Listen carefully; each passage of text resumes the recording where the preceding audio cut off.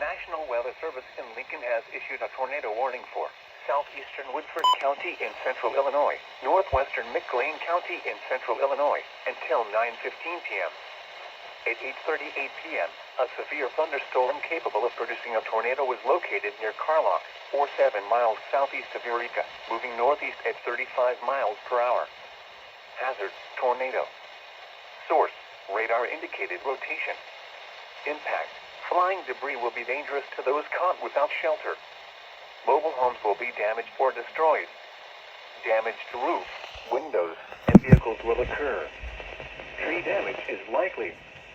This dangerous storm will be near El Paso around 8:55 p.m. Other locations in the path of this tornadic thunderstorm include Gridley and Chanoa. This includes the following highways: Interstate 39 between mile markers 8 and 21. Interstate 55 between mile markers 182 and 186.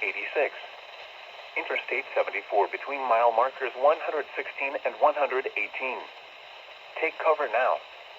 Move to a basement or an interior room on the lowest floor of a sturdy building. Avoid windows. If you are outdoors, in a mobile home, or in a vehicle, move to the closest substantial shelter and protect yourself from flying debris.